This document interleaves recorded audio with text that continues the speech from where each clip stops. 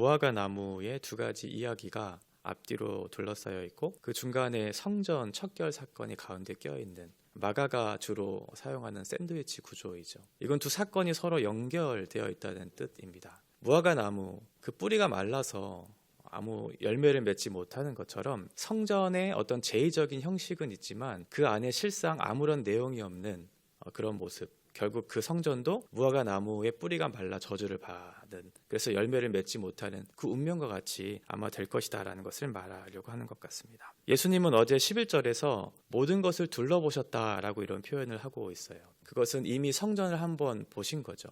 그리고 나서 다시 베다니에 들어가셔서 하룻밤을 묵고 난 이후 그 다음 날, 이게 12절에 말씀하고 있는 이튿날이라고 하는 표현입니다. 그 다음 날 아침에 일찍 일어나서 배가 고프셔서 이제 무화과 나무를 찾아 나서셨던 거예요. 멀리서 보니까 그 무화과 나무의 잎이 무성했고, 그래서 그 잎이 무성한 결과 아마 열매가 있을 것이다 라는 생각을 가지고 그 무화과 나무 가까이 갔던 것이죠. 무화과는 보통 1년에 2번 수확을 한다고 합니다. 첫 번째는 작년에 맺어졌던 그 가지에서 열매가 맺히는, 그래서 5월과 6월에 첫 번째 수확이 일어나고, 그리고 나서 본추수는 가을에 9월이나 10월경에 있는다고 하는데요. 지금 이 베다니에 있었던 지금의 사건의 배경은 어제 제가 말씀드렸던 것처럼 6월절 기간이거든요. 그러니까 아마 처음 익은 열매, 그때였을 것이라고 추측이 됩니다. 그래서 잎사귀가 무성하다는 것은 열매가 맺힐 가능성이 있다는 것이고, 그래서 예수님께서 그 열매가 있는 것을 확인하려고 가까이 가셨는데 아무런 열매가 없는 거죠.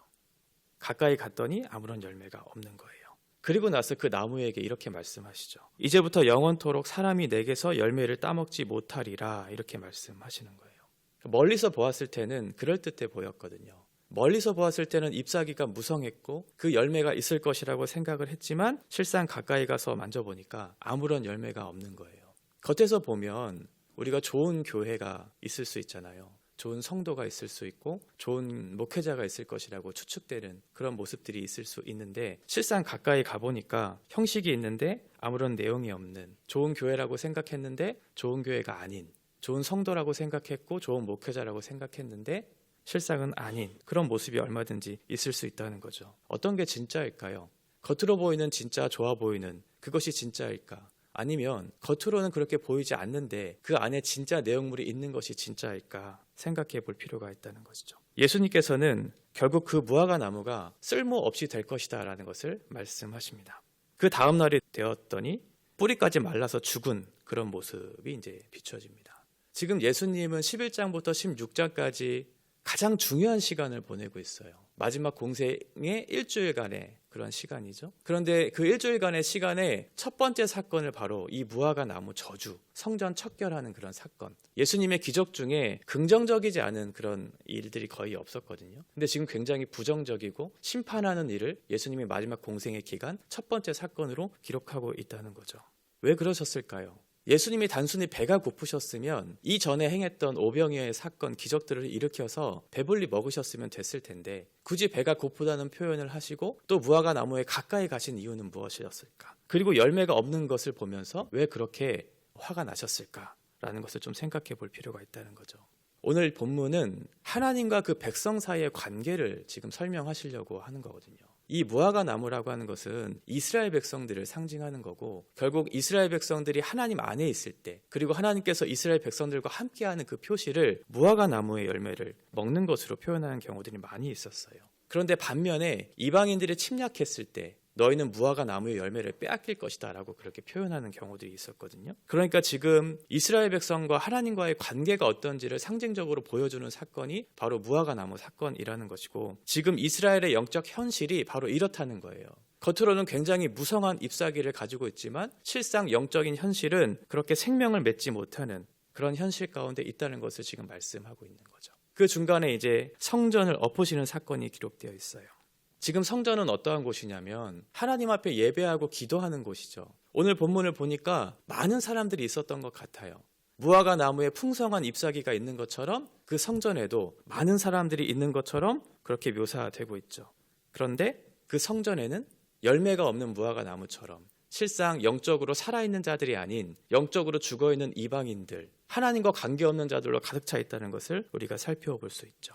종교적 행위가 가득한 생명이 없는 그 모습을 보시고 예수님이 분노하셨고, 그리고 나서 그 사람들을 내쫓으셨다 이렇게 표현하고 있습니다. 이 내쫓으셨다라고 하는 표현은 예수님께서 귀신을 쫓아내셨을 때, 사탄아 물러가라라고 하는 강력한 그런 말을 하셨을 때 쓰였던 단어거든요. 그러니까 예수님의 마음속에는 그 거룩한 성전에 그 더러운 귀신이 가득 차 있는 그런 분노의 모습으로 그 사람들을 쫓아내셨다는 것을 지금 말씀하고 있는 것이고, 결국 그 안에 있는 모든 물건들을 뒤집어 엎으시는 그런 분노에 찬, 우리가 알고 있는 예수님의 모습과는 전혀 다른 그런 낯선 모습들로 지금 묘사되고 있다는 거예요. 예배하고 기도하는 곳, 만민이 기도해야 되는 그곳에 예수님께서 말씀하시기를 너희는 지금 강도의 소굴로 만들고 있다. 너희의 배만 채우고 있는 그런 종교 지도자들, 장사하고 있는 그 사람들을 보면서 예수님 많이 화가 나셨던 거죠. 사실은 지금 제사를 드리기 위해서 온 많은 사람들에게 이 물건을 팔고 또 동전을 바꾸는 이런 일들은 사실 허용되는 일들이었어요. 그러니까 멀리 있었던 사람들이 그 예루살렘 성전까지 동물을 끌고 오기까지는 너무나 힘들었을 거죠. 그리고 그곳에 제사를 드릴 때는 그 동물에 흠이 없었어야 됐거든요. 그런데 먼 길을 오다 보면 그 동물들이 상할 수도 있고 또 같이 데리고 왔는데 흠이 있는 동물일 수 있잖아요. 그러니까 그 매매하는 것을 주변에서 매매하는 것을 허용했던, 그러니까 이 장사하는 것 자체는 문제가 되는 것이 아니었죠. 그런데 문제는 뭐냐면 이 장소가 문제였던 거죠. 성전이라고 하는 것이에요. 그리고 또 하나는 당시에 유대인들은 남자 20세대는 이상 되는 사람들, 이 사람들은 성전으로 들어갈 때마다 성전세를 내야 했어요. 그런데 그 성전세를 낼 때 특별한 동전으로 냈었어야 했거든요. 두로 동전이라고 하는 것을 가지고 성전세를 냈었어야 했어요. 그런데 당시의 사람들은 많은 헬라나 로마의 화폐를 이용했었거든요. 그러니까 이 환전소가 필요했던 거죠. 그러니까 매매하는 곳, 환전하는 곳, 이런 것은 전혀 잘못된 것이 아니에요. 매매를 하고 돈을 바꿔서 성전 안으로 들어가야 했고 또 그 짐승을 들여서 제사를 드려야 했던, 전혀 문제가 되지 않는 건데, 예수님 지금 화가 나신 건 장소의 문제였던 거죠. 그곳이 바로 성전이었기 때문에 그래요. 성전의 원래 기능은 만민이 기도하는 곳, 제사하는 곳이잖아요. 그런데 지금 많은 이방인들이 와서 그곳에서 와서 매매를 하고 있는 거예요. 원래는 감람산 근처에 이렇게 매매하는 장소를 따로 두었다고 해요. 성전 밖에 있는. 그런데 지금 많은 사람들이 이방인의 뜰에서 지금 장사하고 있는 거죠. 그러니까 제사를 드리러 오는 많은 사람들에게 그 모습을 보면서 내가 거룩한 모습으로 하나님 앞에 나아가야지 라고 하는 그런 것보다 장사하고 있는 그 사람들을 보면서 마음에 준비되지 않은 모습들도 많이 있었겠죠. 또 하나의 문제는 이 사람들이 폭리를 취하고 있다는 거예요. 강도짓하고 있는 거죠. 적절한 가격을 가지고 장사했다면 괜찮겠지만 지금 그 자릿세를 종교 지도자들이 받았고 그 자릿세를 더 메꾸기 위해서 장사하는 사람들이 폭리를 취하면서 그 사람들의 돈을 갈취하고 있는 그 두 가지의 모습 때문에 예수님께서 많이 화가 나셨던 거예요. 그래서 예수님이 멸망을 선포하시죠.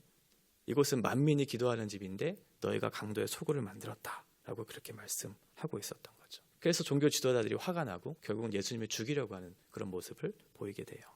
겉으로 볼 때는 많은 잎사귀가 있어요. 좋은 건물, 좋은 사람들, 많은 사람들이 몰려있는 것. 그런데 오늘 본문은 그것을 강조하고 있지 않아요. 우리에게 정말 중요한 신앙생활이 무엇인가?